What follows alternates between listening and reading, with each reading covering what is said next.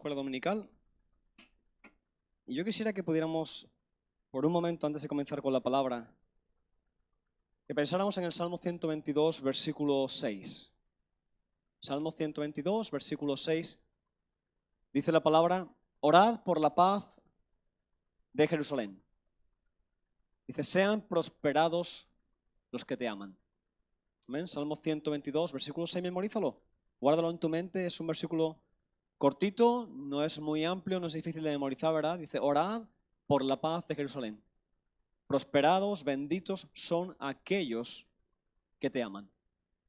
Iglesia, como veis en las noticias, en estas últimas horas, la situación en Jerusalén se vuelve a repetir, se complica, ¿verdad? Y la palabra no dice aquí en ningún momento, ni en ningún otro pasaje: bendecid Blanes, bendecid Barcelona, bendecid Cataluña, que también oramos por la tierra, oramos por las diferentes ciudades donde vivimos. Pero la palabra habla claramente: bendecid, orad por Jerusalén, por la paz en Jerusalén. Y sabemos que posiblemente esa paz nunca llegue. Sabemos que la palabra nos habla de que cuando llega el tiempo, el momento, cuando llegue el momento en el que el Hijo de Dios regrese a la tierra, posiblemente entendemos en lo que es el final de los tiempos de la palabra, entendemos que ocurrirá cuando toda nación se levante contra Israel. Lamentablemente es una profecía triste de escuchar, pero al mismo tiempo para nosotros, como creyentes, como hijos del amado, ¿verdad? Como la novia del Cordero, esperamos que llegue el momento en el que el Señor venga, no el momento en el que toda nación se levante contra Israel. Pero no debe sorprendernos lo que está ocurriendo. Pero eso no quita el hecho de que, aunque sea natural en las profecías de que se levante toda nación contra Israel, no debemos dejar de orar por la paz de Jerusalén. Es un mandamiento de parte del Señor, es un mandato para nuestras vidas. Así que esta mañana, cuando me levanté, como bien sabes, cada domingo me gusta levantarme a las 7 de la mañana, me preparo mi café, me pongo delante del ordenador, repaso un poco la predicación. No pude evitar de irme al móvil y mirar las noticias. No suelo hacerlo los domingos, intento no mirar noticias el domingo, antes de venir a la iglesia, pero en este momento tenía que mirar y puse últimas noticias sobre Israel, ¿verdad? Y hemos estado recibiendo toda la información, alguna más cierta que otra, ¿verdad? O más inflada que otra. La realidad es que ahora mismo Israel ha declarado estado de guerra. Y la realidad es que tú y yo tenemos que orar por eso. Aunque la palabra habla claramente de eso, tú y yo necesitamos interceder. Decir: Señor, pon paz. Cuando hablamos de paz, hablamos de tranquilidad, hablamos de esperanza, hablamos de igualdad. Hablamos de que hay gente que está muriendo, hay gente que ha muerto, por supuesto, ya, y gente que seguirá muriendo en una guerra. Hace poquito estábamos atentos al televisor, ¿verdad?, sobre la noticia de Ucrania y Rusia, y ahora se levanta una vez más una guerra contra Tierra Santa, contra el lugar donde, la ciudad donde Jesús puso sus pies, donde Jesús entregó su vida por ti y por mí, donde comenzó la vida, la nueva vida para el ser humano. Así que, ¿qué te parece si oramos un momento? Y antes de comenzar en la palabra de hoy, le pedimos al Señor que ponga su paz sobre Jerusalén y todo Israel completo. Sí, oramos juntos. Señor, primeramente, gracias por haber puesto tus ojos sobre esa hermosa ciudad. Señor, tú elegiste ese lugar, Señor. Es más, decidiste nacer en una ciudad que ni siquiera era bien vista. Tú viniste, Señor, a entregarte y a morir en una cruz en esa ciudad, Señor, de Jerusalén, donde tú has prometido que tú volverás a poner tus pies ahí en tu segunda venida. Señor, tu iglesia te espera. Tu novia está deseosa de verte cara a cara, bien vestida de blanco, esperando cómo tú llegarás, al sonar de trompeta y con el cántico quizás de los ángeles y el clamor, Señor, de la tierra hacia ti. Pero en ese momento, Señor, nos unimos como iglesia y con todo el pueblo evangélico, Señor, ahora mismo en toda parte del mundo, y con el pueblo judío y con el pueblo hebreo y con, Señor, con el pueblo hasta cristiano, Señor, que ora y clama para que haya paz en tu tierra, para que haya paz en Jerusalén. Señor, es nuestra función, nuestra labor, es nuestra obligación. Señor, no solamente porque queremos ser prosperados como tú prometes, sino porque necesitamos que haya paz en esa tierra y principalmente en tu tierra. Señor, te damos gracias por unirnos en ese sentir. Y te pedimos, Señor, que tú protejas cada familia, Señor, que tú protejas, Señor, cada edificio, cada hogar, Señor, cada calle. Y, Señor, que tú reprendas todo aquello, Señor, que se levante en contra de tu pueblo. Queremos, Señor, bendecir Israel. Queremos pedirte por la paz de Jerusalén. Y nos unimos como iglesia, Señor, rogándote cada día, Señor, si tú nos lo recuerdas, por favor, para que sigamos intercediendo, no solamente hoy en esa reunión, sino a partir de ahora, en cada momento, Señor, que nos acerquemos a ti, podamos estar confiados en que tú vas a traer paz a tu pueblo. En tu santo y poderoso nombre, Jesús. Amén y amén. Aleluya. Iglesia, acuérdate de orar por la paz de Jerusalén. Es importantísimo que el Señor ponga su paz en esa tierra. Aquellos que hemos estado allí, que hemos tenido la bendición y el privilegio de haber visitado Jerusalén, ahora vemos las cosas muy distintas. Vemos las cosas muy difíciles. No he mirado muchas imágenes porque intento no mirarlas, la verdad. No soy una persona sensacionalista, así que no me hace mucha gracia el ir mirando las imágenes de... Algunos dicen, "Bueno, he visto fotos, imágenes de no sé cuándo, de cuerpos muertos paseando". Yo intento no ver eso. Sé que es parte de una guerra, lamentablemente. Así que como no soy sensacionalista, no me gusta estar ahí atento, ¿verdad? A la sangre y esas cosas. Pero hace unos días estaba viendo, no sé si lo habéis visto en las noticias, un derrumbamiento de una casa, un edificio en Cuba, en La Habana. Estaba con Nacho cuando estábamos viendo las noticias y le dije a Nacho, wow, en esa esquina he estado yo. En la esquina donde fue el derrumbamiento estuve con Sergio, con Rosemary y con Elena. Y fue en plan, wow. Sí que es verdad que cuando paseas por La Habana, por el centro, por La Habana Vieja que se llama, sí que es verdad que te sorprende que no se caiga casi todo, porque lamentablemente las estructuras están muy débiles, hay árboles creciendo, plantas creciendo por las paredes y es normal que ocurra, ¿verdad? Pero me volvió a recordar, y no sé si tú lo sabes, iglesia, pero cuando pasó lo de la guerra de Ucrania, el Señor nos protegió a Elena, a Nacho, a mí y al pastor Jaume de haber muerto literalmente. Se lo he compartido a mucha gente, todavía se me pone la piel de gallina porque nosotros estábamos en el viaje preparándonos para ir, habíamos gastado la economía, cada uno de su casa, de su hogar, para ir a Ucrania a entregar el camión aquel tan grande que cargamos, ¿verdad? Y nos fuimos al aeropuerto, nos compramos ropita especial porque íbamos a dormir en cualquier sitio, sacos de dormir, íbamos bien preparados. Pero no había paz en nuestro corazón. Y nos montamos en el vehículo, íbamos en mi coche hacia el aeropuerto de Barcelona y el pastor me llama, Johnny, por favor venga a recogerme a otro punto porque Miriam, su hija, se había puesto mal, estaba embarazada y había peligro tanto para el bebé como para ella. Así que por favor venga a recogerme y no sé ni siquiera si iré al final del viaje. Las maletas cargadas ya en el coche, los recogimos y esa falta de paz en nuestro corazón, ¿verdad? Elena había tenido sueños también de cosas raras que ella no es una mujer que sueña mucho, sí que duerme pero no sueña, ¿verdad? No tiene esos sueños raros, es una mujer que no, Dios no la usa en eso de los sueños, ¿verdad? En otras cosas sí, pero... Y se levantó, Johnny tiene ese sueño, cariño, no me siento con paz. Así que cabezones y, ¿verdad? Con el pecho aquí como tipo Superman, vamos para allá. Llegamos al aeropuerto, pasamos el control de seguridad, esa vez no nos pillaron con droga ninguno, gracias a Dios, ¿verdad? Llegamos a la puerta de embarque ya tarde, no sé si era 10:30 de la noche o algo así. Llegamos a la puerta de embarque, teníamos prioridad de embarque y íbamos con el chaleco de ayuda humanitaria, ¿verdad? La gente nos miraba en plan, wow, qué valientes. Pero no había paz en nuestro corazón. Y de camino ya se me acerca la azafata y me dice, ¿vais a pasar?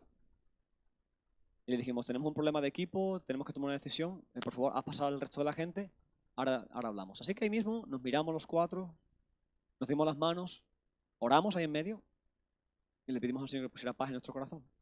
Así que después de esa oración nos alejamos un poquito, cada uno, y estábamos reflexionando. Piensa eso, puerta de embarque, billete comprado, todo preparado.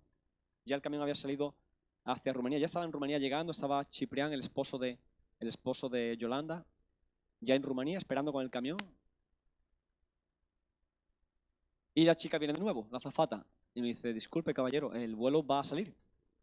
Había un retraso, por cierto, de 1 hora, así que el Señor nos dio más tiempo para pensar. Y todo se iba sumando. Carlos, que iba a venir con nosotros al viaje, se puso con COVID, no pudo venir, tuvo que cancelar su viaje, o sea, cosas muy raras. Así que ahí nos miramos los cuatro en la puerta de embarque, todo el mundo ya dentro del avión, en la puerta a punto de cerrarse, y viene por última vez y dice, ¿qué vais a hacer? Así que nos miramos los cuatro y dijimos, ¿qué vamos a hacer? Y el pastor llama y dice, chicos, lo que digáis vosotros. Nacho, me dice Nacho, yo no tengo paz. Elena, tampoco. ¿Yauma? Y me dice, llama lo que tú digas. Vámonos. Así que los cuatro nos acercamos a la azafata y dijimos, mira, al final no volaremos. ¿Vale? Se fue el avión. Nos fuimos para casa. Era muy tarde, no sé si era 12 y algo de la noche ya. Veníamos caminando la puerta de embarque al revés. No había ningún vuelo ya. El aeropuerto de Barcelona es gigantesco, ya lo conocéis. Caminando de vuelta, no había nada. Todo oscuro. Y los cuatro con la cabeza agachada así, ¿verdad? Decepcionados con nosotros mismos, con qué estaba pasando. Y me acuerdo que me detuve un momento y dije, ¡ay! Quiero que todo el mundo levante su cabeza. No quiero ver a ninguno cabizbajo, hemos tomado una decisión muy valiente. Hemos gastado un dinero, hemos invertido mucho tiempo en todo esto y hemos tomado la decisión de no marchar. Lo hablamos con Chipri por teléfono, él dijo, lo que ustedes decidáis, si no yo cojo el camión, me vengo de vuelta y ya está. Para hacerte la historia breve, resulta que llegamos aquí y tenemos un itinerario nosotros. Tenemos que haber llegado a Rumanía tal día, haber descargado el camión, empaquetado en otras furgonetas, entrar en Ucrania y viajar en diferentes puntos de Ucrania. 2 días más tarde, tenemos que haber estado nosotros en una estación de trenes en el norte de Ucrania, donde en ese equipo, en ese momento, tiraron 2 cohetes y murió todo el que estaba en la estación de autobuses, en la estación de trenes. Un compañero mío del seminario en Alemania falleció ahí, dejando a su mujer y a 3 hijos, sin padre. Nosotros tendríamos que haber estado en ese itinerario, estábamos ahí, estaba agendado en ese camino, nosotros estuviéramos ahí. O sea, tú y yo, o sea, ya no nos veríamos. Yo no estaría aquí, sería la presencia del Señor, mi mujer también, mi hermano también, y Jaume también. Te cuento esto porque tenemos que entender que nuestro Dios es un Dios de protección. Nosotros nos sentíamos cobardes por no haber ido al viaje, pero entendimos que había que ser valientes para tomar una decisión de última hora. En Cuba, ese día que estuvimos paseando por allí, podría haber ocurrido. Se podría haber caído ese edificio y habernos matado a nosotros. Hemos estado en ese lugar. Seguramente Sergio y Rosemary muchas veces han pasado por esa esquina. Me acuerdo de ese edificio azul que estaba pintado, ¿verdad? Muchas veces tu vida y la mía depende simplemente de un clic de parte del Señor. Un accidente de coche. Esas veces que has frenado por alguna razón, has salido un poco de tarde de casa y segundos antes ha habido un accidente. Y tú dices, uy, si no se me llegan a olvidar las gafas de sol, quizás yo era el que estaba ahí delante. Y la gente lo llama coincidencia, suerte. Yo creo en un Dios que va por encima de la coincidencia y de la suerte. Yo creo en un Dios que protege. Yo creo en un Dios que trae shalom a mi corazón. Un Dios que trae paz en medio de la adversidad, paz en medio de la dificultad. Yo creo en un Dios que ha dicho que Él tiene su mirada puesta sobre ti. Que no importa lo que venga, Él estará contigo. Que no importa lo que pueda ocurrirte, los planes que tú tengas, Él es capaz de tocar tu corazón para frenarte y evitar que vayas a Ucrania a hacer eso. Para evitar que tú mueras en un bombardeo. Iglesia, quiero que entendamos, y no tiene mucho que ver con la palabra de hoy quizás, pero sí que quiero que entendamos que nuestro Dios es un Dios poderoso. Que no tenemos un Dios de una estatua, no tenemos el Dios de una religión, tenemos un Dios que dice que intercede por ti cada segundo. Está sentado a la diestra del Padre, falleció, murió, mejor dicho, no falleció, murió, resucitó y ascendió al Padre. Y está sentado a la diestra orando por ti cada día. Así que tu nombre está puesto en su boca cada día. Cuando pasas por el fuego, dice la palabra que no te quemará ni la llama arderá en ti. Cuando pases por las aguas no te negará, porque yo estoy contigo, dice el Señor. Ese es el Dios que tú y yo creemos. No creemos en una religión, no creemos en un Dios que es como un amuleto especial en momentos difíciles. Tenemos un Dios vivo, poderoso, que se preocupa por ti cada día. Y por eso oramos por Israel, porque creemos y entendemos que Dios puede traer paz en medio de la guerra. Que no solamente en medio de una batalla, un conflicto bélico, en tu corazón y en el mío, en cada batalla que tenemos, Dios puede obrar. Dios puede traer paz a tu vida. Y simplemente tienes que creerlo. Y decir, Señor, en medio de mi problema, de mi dificultad, tú eres mi estandarte, tú eres mi fuerza. Hoy tengo un sermón que nació de una conversación con mi hermano Edu. Estábamos hablando un día y me puso un ejemplo y me llamó la atención ir a investigar un poquito esa historia que hace tiempo que no leía. Una historia muy conocida, yo he llamado una de dos. Una frase que se usa mucho para muchas cosas, ¿verdad? Una de dos, o esto o aquello. Y quiero que me acompañes a Mateo capítulo 21, versículos 38 en adelante. Perdón, 28 en adelante. Mateo capítulo 21, lo tienes ahí en la pantalla también. Versículos 28 y 32 en adelante. Dice la palabra: ¿pero qué os parece? Un hombre tenía 2 hijos, y acercándose al primero, le dijo: Hijo, ve hoy a trabajar a mi viña. Respondiendo él, dijo: No quiero. Pero después, arrepentido, fue. Versículo 30 dice: acercándose al otro hijo, le dijo de la misma manera, y respondiendo el otro le dijo: Sí, Señor, voy. Y no fue. ¿Cuál de los 2 hizo la voluntad de su padre? Dijeron ellos, el primero, Jesús les dijo: de cierto os digo que los publicanos y las rameras van delante de vosotros en el reino de Dios. Porque vino a vosotros Juan en camino de justicia y no le creíste. Pero los publicanos y las rameras le creyeron. Y vosotros, viendo esto, no os arrepentís después para creer.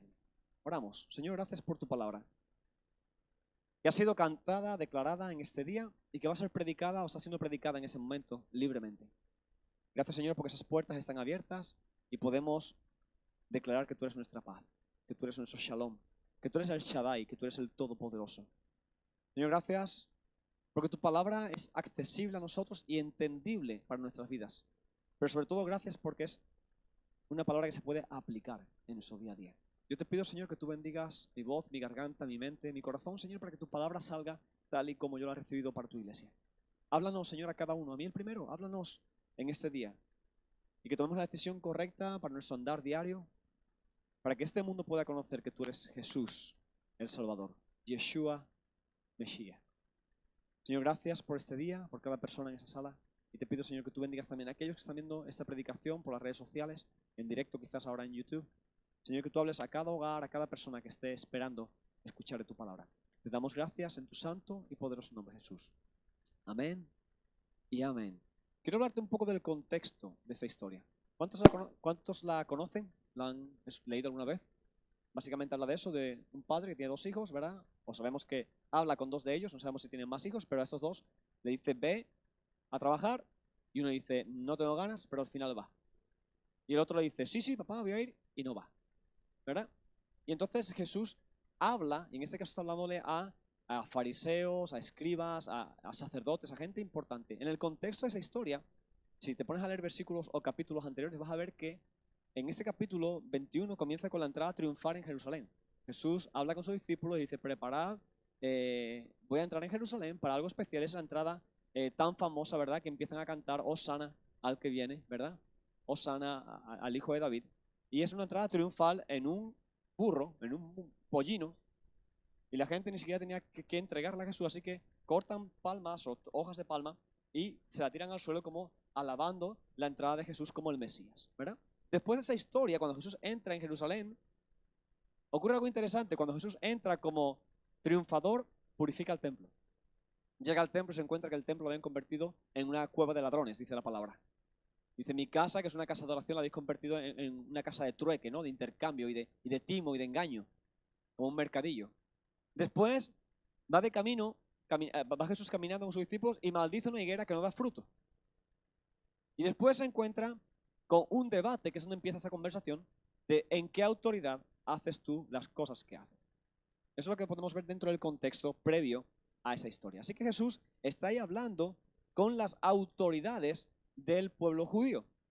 Gente que había mantenido la ley, que mantenía la ley, pero que no había entendido ni creído que Jesús era el Mesías. Así que Jesús usa historias, parábolas, para provocar a las personas religiosas que le estaban cuestionando una respuesta distinta, que pudieran reflexionar al respecto.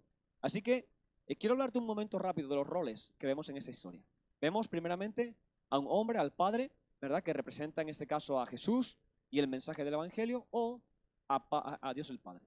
Después vemos a los hijos, que los hijos representan dos actitudes contrarias la una a la otra. Uno de ellos, el primero, representa a la gente pagana, a la gente impura, a la gente imperfecta, a la gente que no es religiosa, vamos a decir.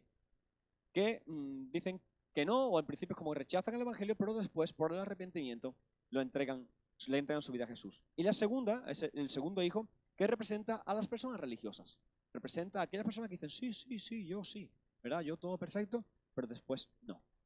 Así que dentro de esa historia, dentro de todo lo que vemos aquí, entendemos cuánto Jesús, y recordamos cuánto Jesús accedió a acercarse, como predicamos hace unas semanas, a la gente que no era común que un judío, un rabino, un sacerdote se acercara a compartir la palabra. Hablamos hace unas semanas de la mujer samaritana, ¿recuerdas?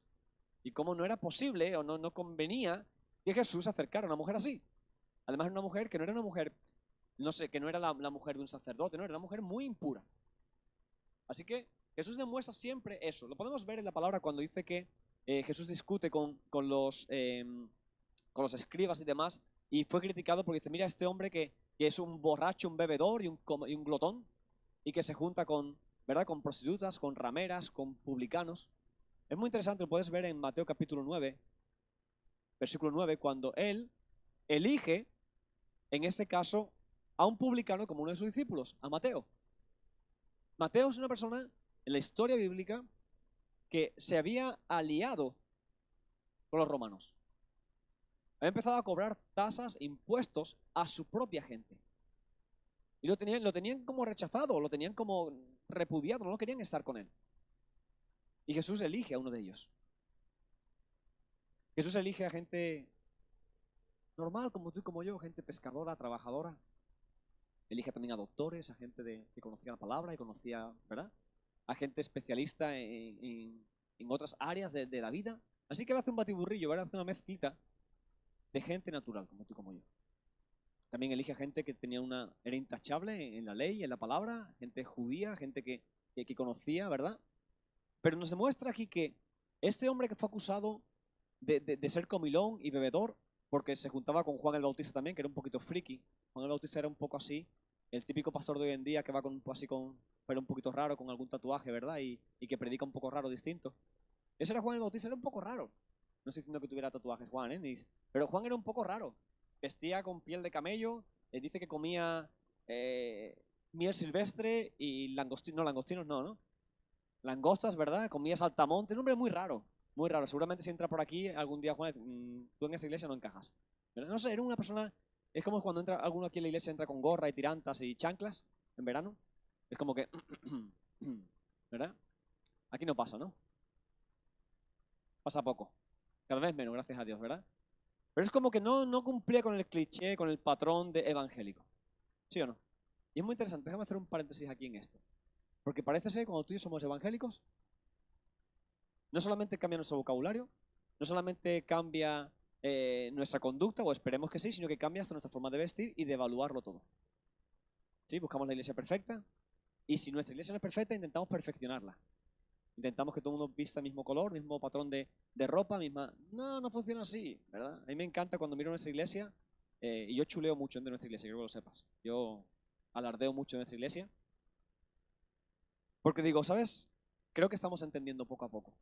Y lo digo así, poco a poco, ¿eh? Estamos entendiendo que esas puertas siempre tienen que estar abiertas a cualquier persona que entre, de la forma en la que venga. Y ya Dios se encargará de tratar el corazón de la persona, de tratar su carácter, pero esas puertas tienen que ser siempre puertas abiertas. Porque ¿sabes qué? Cuando tú y yo llegamos al Señor, llegamos tal y como llegamos. Algunos con los pelos un poco más despeinados, ¿verdad?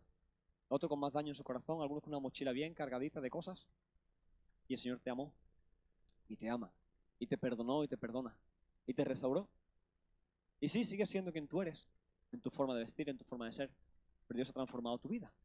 Así que yo siempre digo, Señor, permíteme que si me tienen que insultar o me tienen que acusar de algo como pastor, que sea de que me siento con el publicano, de que veo algo con una persona no bien vista, siempre y cuando sea para compartir tu palabra.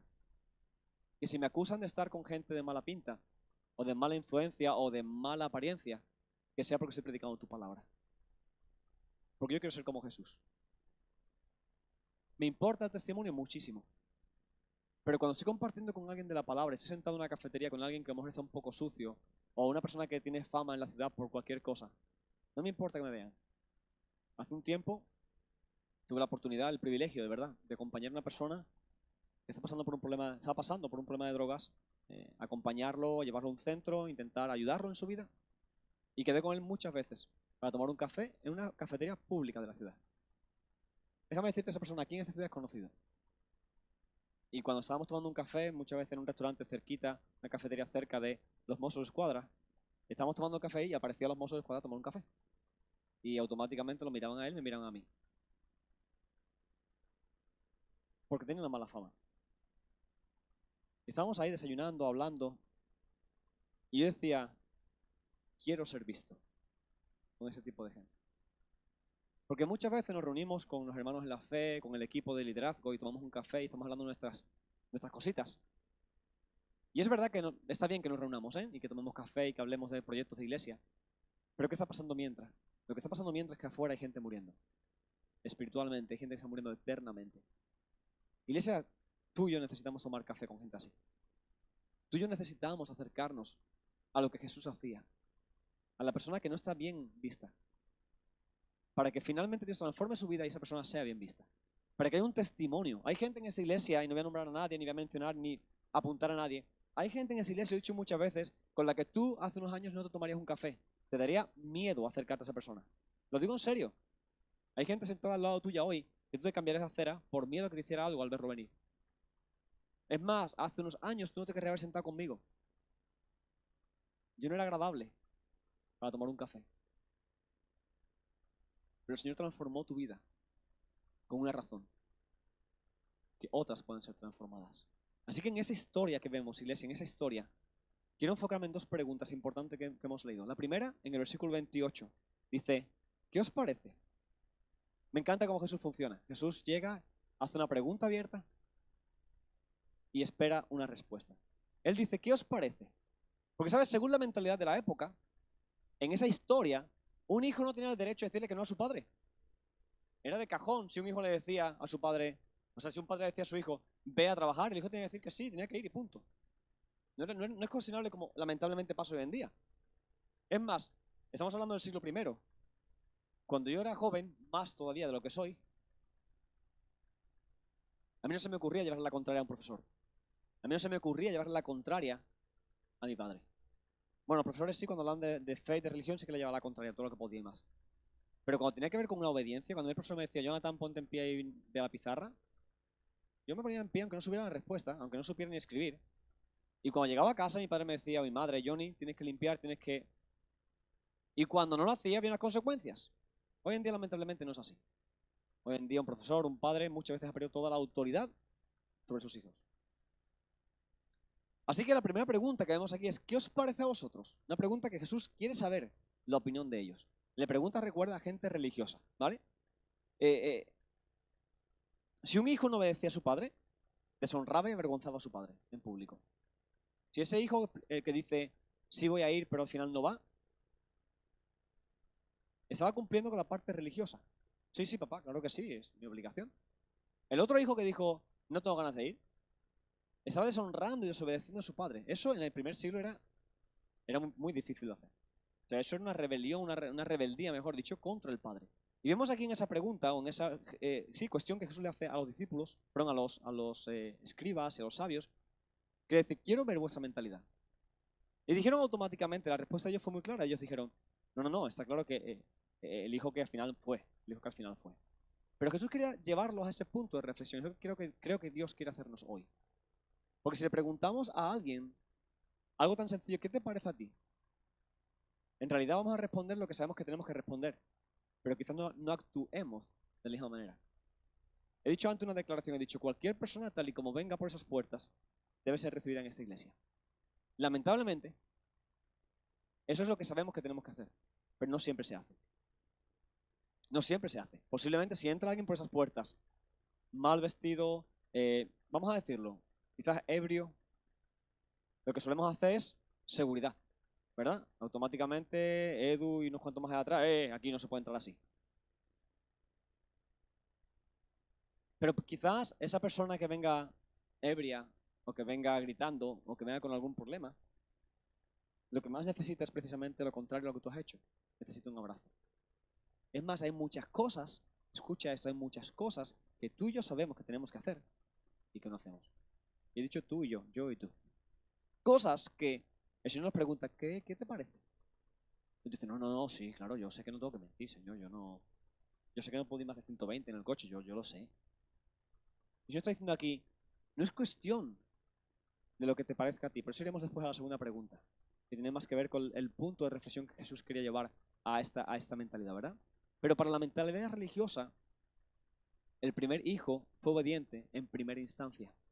Dijo que sí, que iba a ir, pero después no fue. ¿Verdad?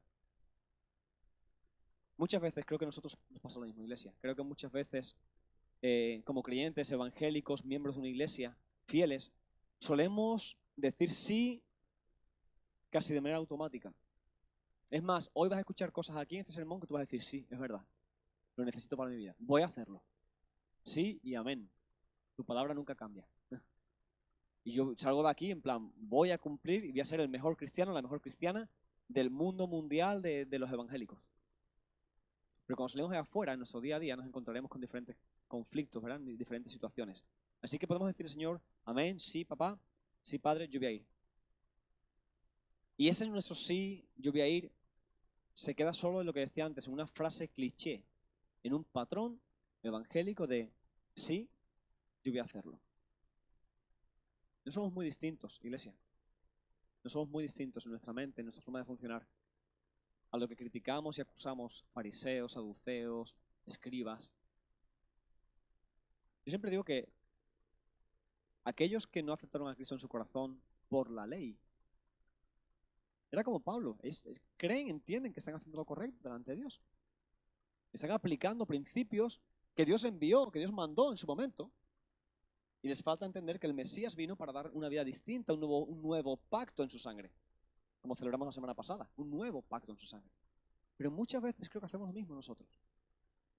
Y vuelvo a repetir, me vuelvo a incluir yo. Decimos sí a cosas que después permitimos que el día a día, el afán del día a día nos hunda, nos confunda. Y venimos aquí y nos sentimos bien. Nos sentamos ahí, escuchamos un sermón y decimos, eso es para mí. Bueno, normalmente decimos, eso es para este, eso es para aquel. Pero cuando finalmente decimos, eso es para mí, muchas veces se queda en esa puerta. Parece que al pasar por esa puerta, ¡tuf!, ¿verdad? Se queda atrás lo que hemos aprendido y volvemos a la rutina del día a día. Sobre todo con el tema de la fe. Se predica Cristo es tu esperanza. Hemos declarado Jesús es nuestro, o Dios es nuestro el Shaddai, el Todopoderoso. No importa la dificultad por la que tú estés pasando, Dios está contigo. Y estamos aquí todos, sí, sí, amén, amén, aleluya. Pero cuando salimos de afuera y nos llega la notificación del banco o del médico, o se nos cruza alguien en el coche, se me olvida completamente y vuelvo a tener temor, a tener miedo, a tener preocupación, ¿verdad? Para Jesús, lo más importante no es cumplir con las leyes para quedar bien delante de los demás. Para Dios, lo importante es un cambio de actitud, un cambio de acciones para quedar bien delante del Padre. Déjame hacerte una declaración. Mi declaración número 1 dice, quedar bien delante de los demás es temporal. Quedar bien delante de Dios es eterno. Piensa en eso. Yo como pastor, como predicador en esta mañana, sabes que no soy una persona que necesito muchos amenes, aleluya. Es más, me siento un poco incómodo en según qué iglesias muchas veces a predicar y está todo el tiempo la gente, amén, amén, amén, amén, amén, aleluya, amén, amén, ¿verdad? Un poco en plan, ¿me quieres dejar predicar, por favor? Estás ahí un poco, bueno, lo que voy a decir es, amén, y después los amenes fuera de tiempo, fuera de lugar y fuera de contexto, que también los hay, ¿verdad? Porque es algo normal, es amén, amén, amén. Ya os conté aquella historia. Predicando en una iglesia, amiga, muy cercana, estaba declarando, hermanos, escúchenme, el diablo es poderoso. Amén, no, hermana, espérese, espérese. Pero Cristo es más poderoso. Ahora sí, hermana, amén. Vamos a decir amén bien, ¿vale? No vamos a decirlo ahí fuera de contexto. El otro día iba en la bicicleta, me caí, amén. Hermana, que me hice daño, por favor.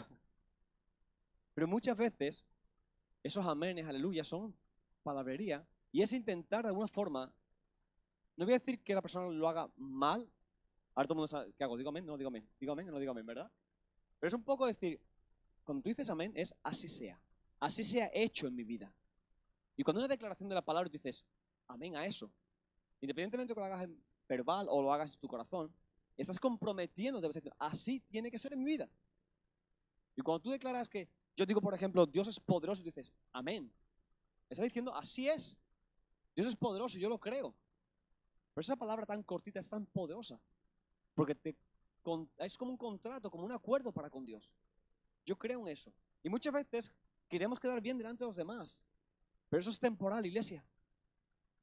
Venir a la casa del Señor porque si no la gente va a pensar mal de ti. Eso es temporal. Eso no te beneficia en nada. Sí que es verdad que vienes con desganas y puede que Dios toque tu corazón y salgas de aquí renovado. Y esa es la esperanza nuestra. Pero cumplir con unos protocolos porque alguien lo ha dicho es algo temporal. Pero cuando tú quieres quedar bien delante de Dios, cuando tu actitud, tu corazón cambia para complacer el corazón de Dios, eso es eterno. Eso es un cambio de transformación. Cuando tú oras y lo haces porque eres cristiano, eso es temporal. Cuando tú oras porque tienes el deseo, el anhelo de la pasión de conocer cara a cara a tu maestro, de pasar tiempo de intimidad con él, eso es eterno. Cuando yo le compro una flor a mi esposa, unas flores a mi esposa por el aniversario, por su cumpleaños, es como algo temporal. Ahora cuando me nace en el corazón de hacerlo, independientemente qué día sea, simplemente porque la amo, eso es eterno. ¿Me entiendes? Cuando tú haces algo de corazón, sin tener que justificar el por qué, eso tiene mucho más peso. Cuando vienes a la casa del Señor y adoramos, y tenemos el grupo de alabanza, déjame confesarte algo, ¿vale? Hoy no ha sido mi mejor día.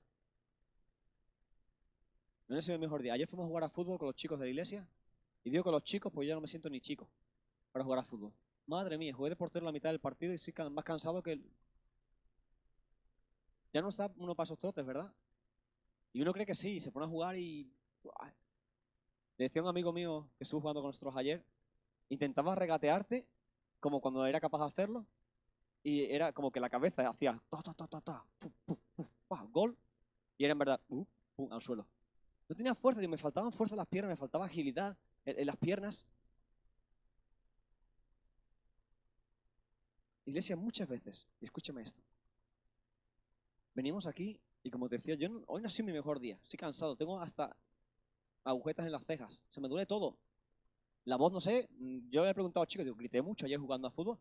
Bueno, algún, bajad, subid, defended, ¿verdad? Algunos sí que pegaste. Bueno, lo siento, ¿verdad?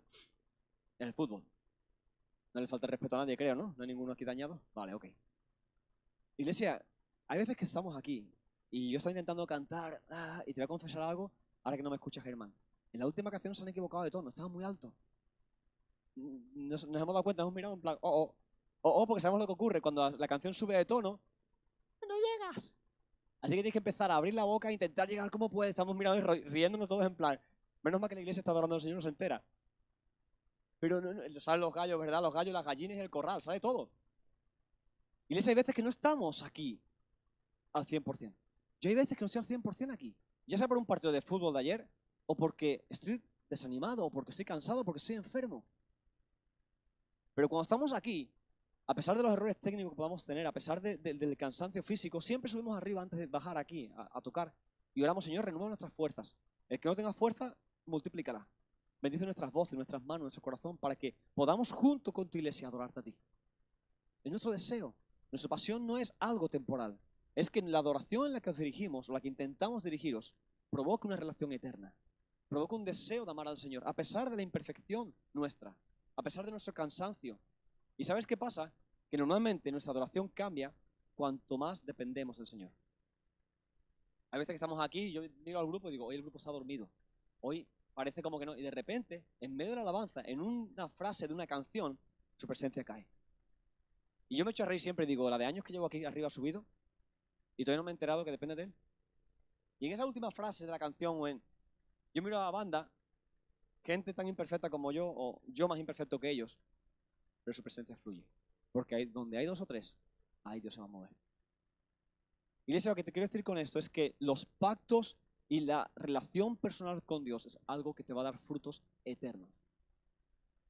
Y el complacer a los demás, el tocar canciones sencillas o el intentar hacerlo de una forma más espectacular, más tipo show, eso va a complacerte a ti quizás, pero no va a complacer el corazón de Dios. Y no queremos cosas temporales. Por eso Jesús hace la segunda pregunta. Él no se queda en qué os parece. Él va a la segunda pregunta y dice, ¿cuál de los dos hizo la voluntad de su padre? ¿Cuál de los dos hijos? Vamos a traducirlo. ¿El religioso o el publicano? ¿El que cumplía con las leyes y decía, sí, yo voy a ir? ¿O aquel que dijo que no porque tenía un carácter, ¿verdad? Y después dijo, movido a arrepentimiento, mi padre me necesita, voy a ayudar a mi padre. Pero me encanta, dice, ¿quién hizo la voluntad de su padre? ¿Quién es el padre? Es el padre, con mayúscula. Jesús va a llevar a un pensamiento mucho más profundo tu mente y la mía cuando estemos abiertos a intentar entender aquello que Él quiere hablar en nuestras vidas. Cuando tú y yo venimos aquí y escuchamos una predicación, ya sea que predique yo, el pastor Carlos o cualquier otra persona que venga a predicar, y tú estás sentado o sentada ahí esperando a que te den la píldora especial para tu problema, y tú estás demandando a ver qué me predican, déjame decirte, eso es algo temporal. Porque puede que ese domingo el pastor acierte. Puede que ese domingo toque esa clave especial que tú necesitas. Pero ¿qué pasa si no? ¿Has permitido que Dios lo haga? ¿Está tu corazón y el mío abierto a que Dios sea el que me ministre? ¿O dependo de un hombre? o de una mujer. Iglesia, si dependemos de un hombre o una mujer, eso es algo temporal. Si dependemos del Dios eterno, eso es algo eterno. Yo vengo aquí a escuchar su palabra. No la palabra de Johnny o de Carlos, donde nadie venga a escuchar lo que Él tiene que decir a mi vida. Porque lo que yo te diga es temporal, iglesia. Es más, si os pregunto sobre la predicación de la semana pasada, ni te acuerdas. Pero seguro que si Dios te habló en algo específico, lo vas a acordar siempre. Yo recuerdo todavía el capítulo 61 de Isaías. 61, 1, 2 y 3. 14 días de ayuno, casi me muero. Pero esa palabra está grabada aquí y en mi corazón. El Espíritu del Señor está sobre mí, por cuanto te he ungido para predicar buenas nuevas a los abatidos de corazón, libertad a los cautivos, apertura de puertas a los de las cárceles. Palabra que Jesús habló sobre sí mismo. Fue lo que me llamó al ministerio a mí en el año 2001. Cuando el Señor me dijo, yo te he escogido para predicar mi palabra. Esa palabra no se me olvidará nunca, jamás. No soy muy bueno memorizando la Biblia, te lo digo en serio. No, yo conozco la palabra, la leo, la amo, pero soy muy malo memorizando. Pero ese pasaje fue grabado a fuego en mi corazón, porque fue Dios el que lo habló. Oraron por mí desde que era un niño. No, tú vas a ser un hombre grande de Dios. No, tú vas a hacer milagros no sé dónde. Tú vas a tocar a millones de personas en tu vida. Y yo decía, lo atesoro en mi corazón y si viene, que venga. No, tú vas a ser... y tenemos una profecía, dos profecías en ellos. De gemelos, no tenemos niños, pero no sé, serán casas gemelas o algo, no sé. Y de que tocaremos el mundo musulmán. Ninguna de las dos han llegado todavía. O por lo menos no sabemos que han llegado, no las hemos identificado. Guardo en mi corazón y ahí están. Iglesia, cuando el ser humano te habla, cuando un pastor te habla, a menos que sea Dios confirmando, escúchame, eso es algo temporal. Pero cuando Dios confirma, cuando Dios habla a tu corazón, en tu necesidad, eso es intocable.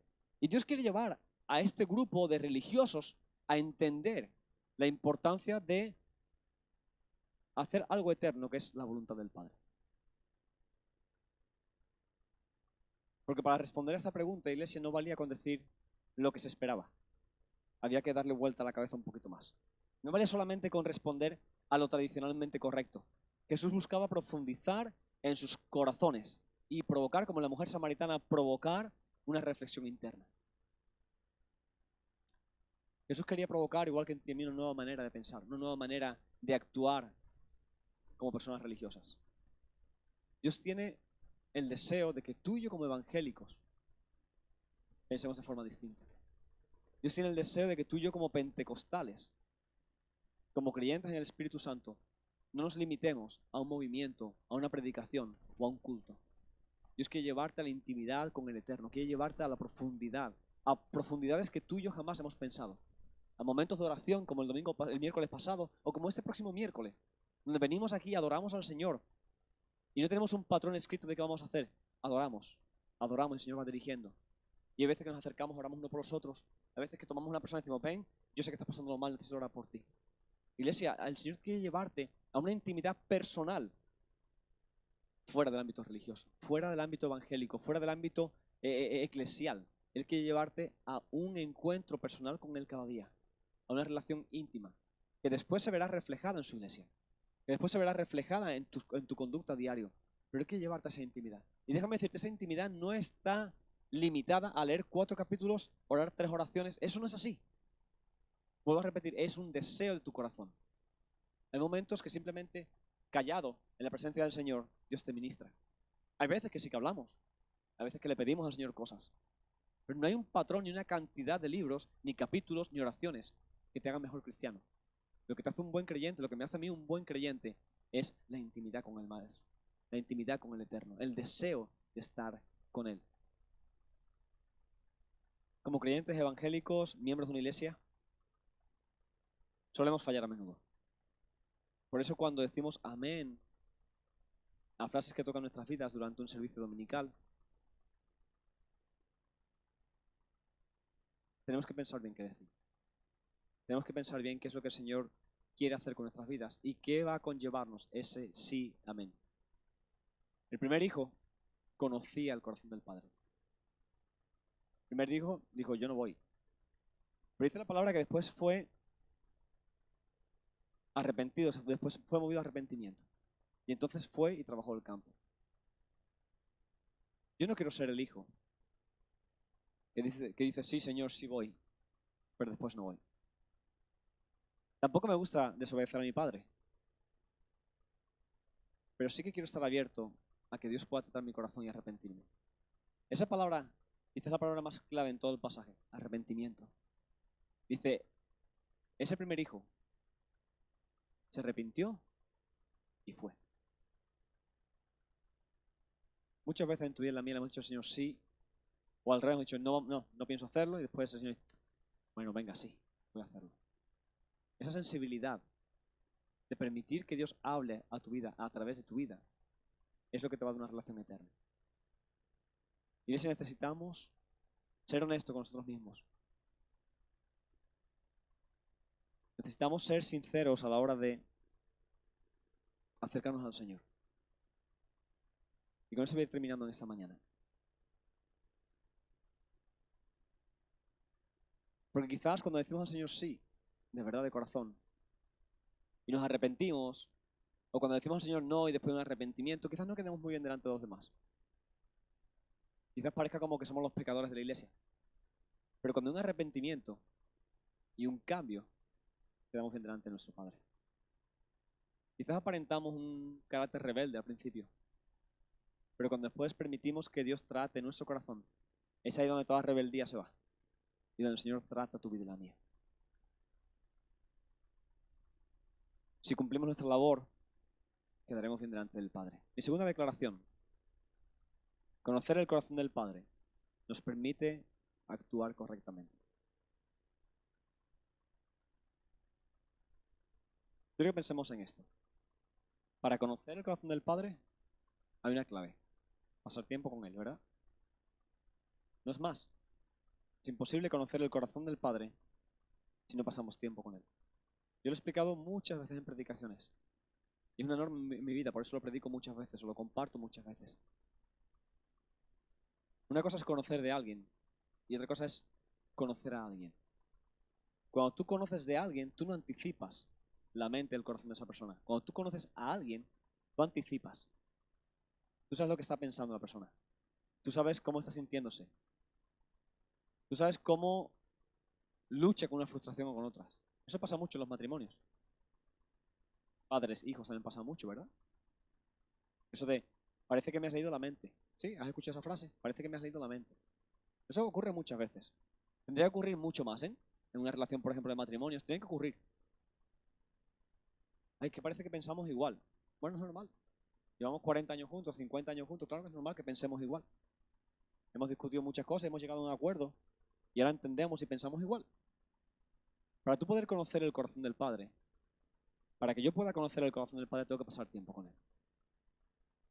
Y cuando yo escucho a mi Padre hablando, yo digo, Dios quiere que haga esto. Y yo lo anticipo.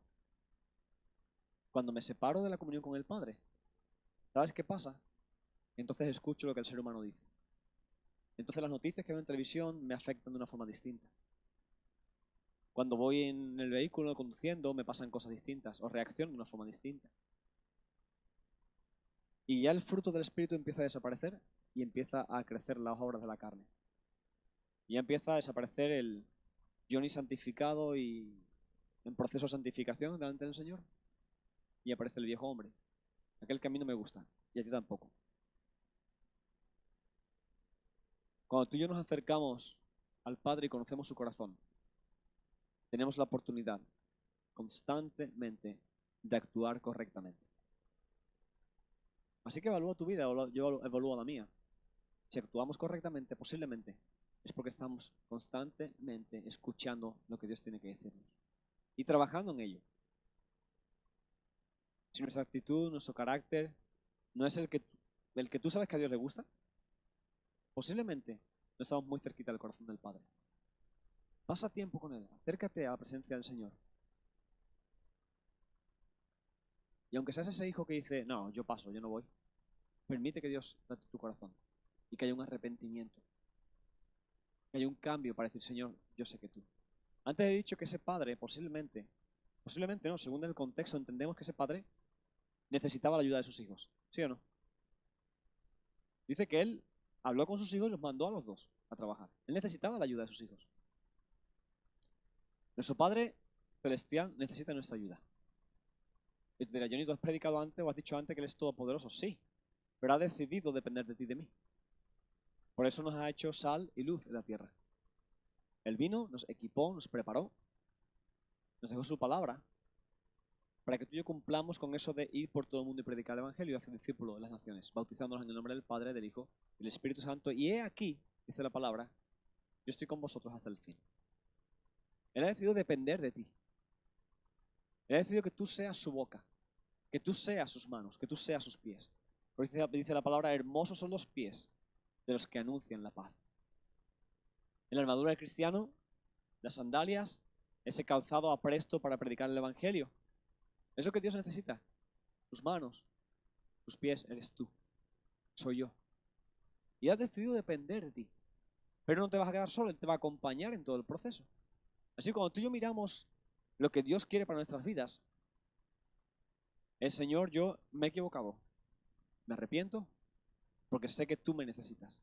Que tú has decidido contar conmigo. Tú quieres contar conmigo. Así que estoy dispuesto, dispuesta. Yo sé que mi padre necesita que trabaje su campo. Aunque te he dicho que no. Yo voy a ir. Yo iré. Cuando diga amén, aleluya, a una palabra que lea, que escuche, me voy a comprometer a cumplir con eso. Si Dios me habla un domingo, si Dios me habla en una canción, si Dios me habla en un devocional, yo me voy a comprometer como hijo de Dios, como hija de Dios. Y voy a decir sí y amén a eso. Sí, Señor, porque yo lo creo y es un pacto. En los versículos 45 y 46, como cierre de este capítulo, vemos reflejados dos tipos de actitudes del ser humano cuando Dios habla a su corazón. Léalo conmigo aquí en la pantalla. Versículos 45 y 46 del capítulo 21. Dice, y oyendo sus parábolas, los principales sacerdotes y los fariseos entendieron que hablaba de ellos. Pero al buscar cómo echarle mano, temían al pueblo, porque éste le tenía por profeta. Fíjate qué curioso, ¿vale? Las personas religiosas se vieron identificadas por las palabras de Dios. Dice, entendieron que hablaba de ellos. No de ellos como fariseos o como sacerdotes, sino como personas religiosas. Dice, entendieron que hablaba de ellos. Pero lo siguiente que dice, pero al buscar echarle mano. O sea, yo me identifico, Dios me está diciendo algo, es verdad, eso va por mí, a ver cómo lo matamos, para que se calle.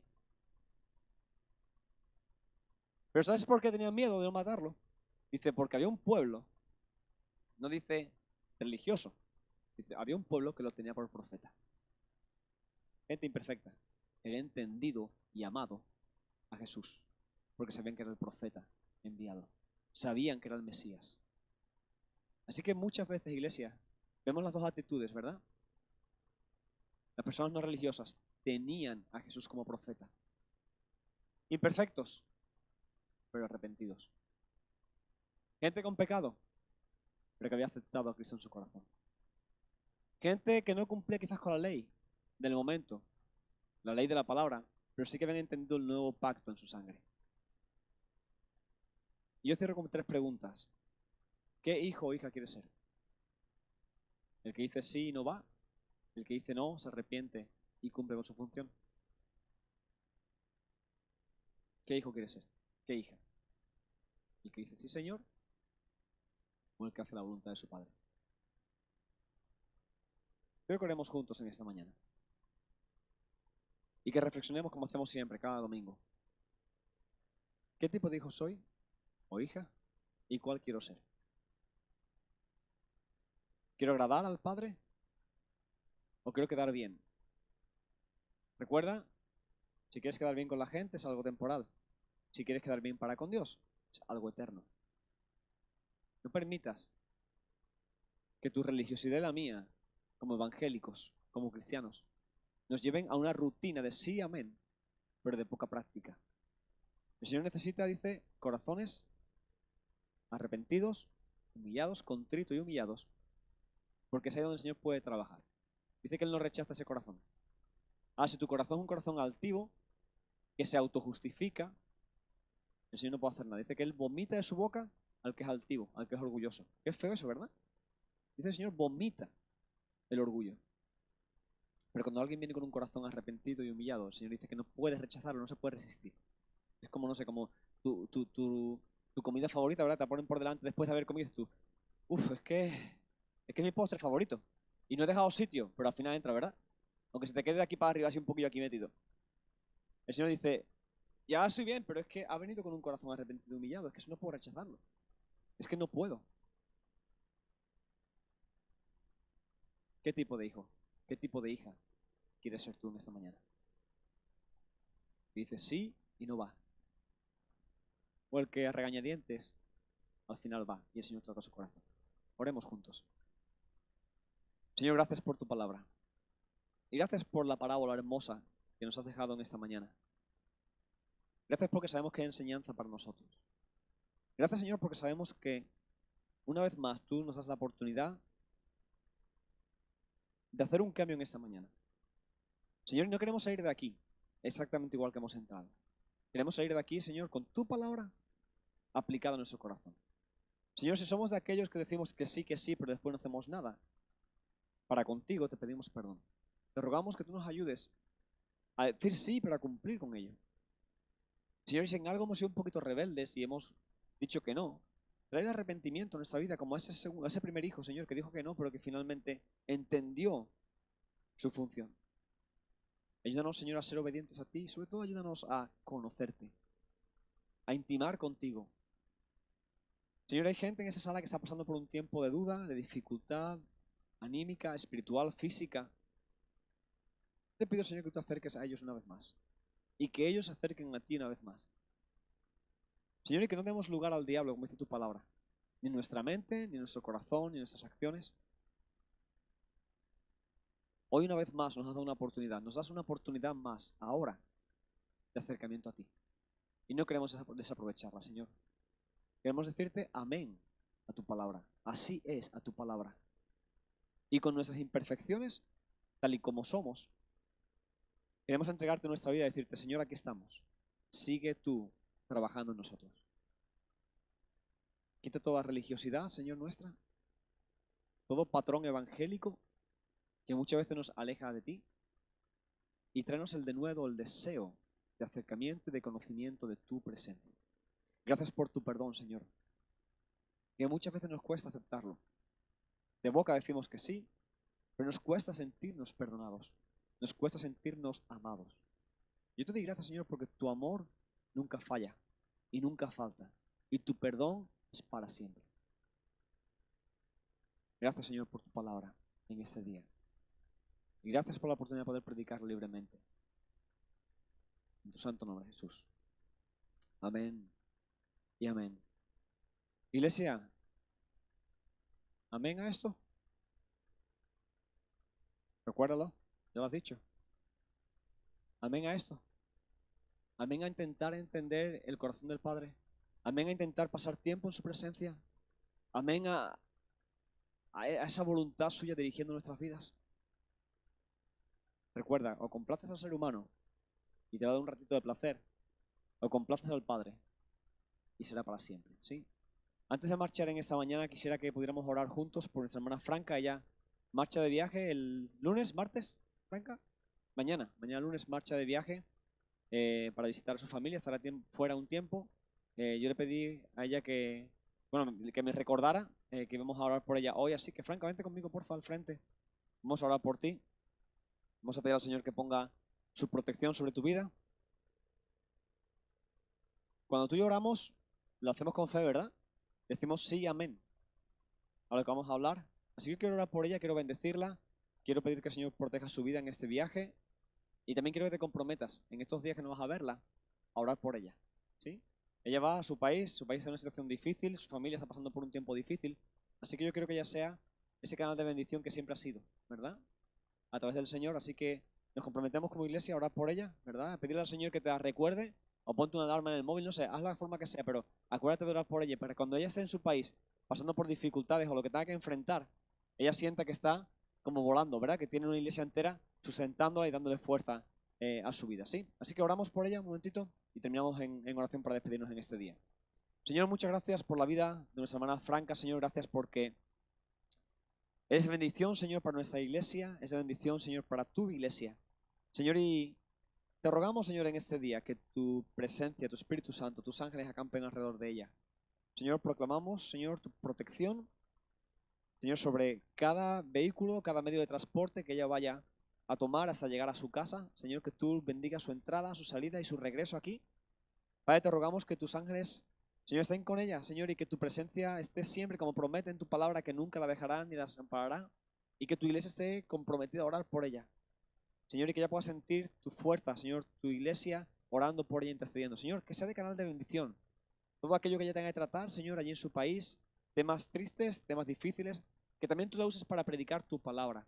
Señor, que esa tu palabra que tú has puesto en su corazón, Señor, que fluya en su boca y que su testimonio sea para la salvación de muchos. Queremos escuchar, cuando ella regrese, Señor, el testimonio de tu obra hecha en su familia completa. Señor, te rogamos que tú la traigas de bien, de vuelta, Señor, cuando ella regrese, y también que tú protejas a su familia, que queda aquí, Señor, sus hijos, sus hijas, que quedan aquí, Señor, te ruego que tú las protejas, Señor, y que juntos como iglesia también podamos cuidarlos y podamos bendecir sus vidas. Señor, bendecimos a nuestra hermana Franca y te damos gracias por su vida, en tu santo nombre, Jesús. Amén y amén. Aleluya. También le pedimos, Señor, que tú bendigas nuestra semana, Señor, que todo aquello que vayamos a hacer en esos días sea bendecido por ti. Recuérdanos, Señor, el compromiso contigo, que el sí y amén sea para ejecutarlo, Señor, para llevarlo a cabo y para que nuestras vidas tengan un fruto eterno y comparta, Señor, y impacte la vida de la gente allá afuera. Bendícenos, úsanos, Señor, y habla a través de nuestras vidas. En tu santo y poderoso nombre, Jesús. Amén y amén. Iglesia, que el Señor te bendiga grandemente. Tenga una hermosa semana. Nos vemos el domingo y el miércoles para oración. Que Dios te guarde y que Dios te bendiga.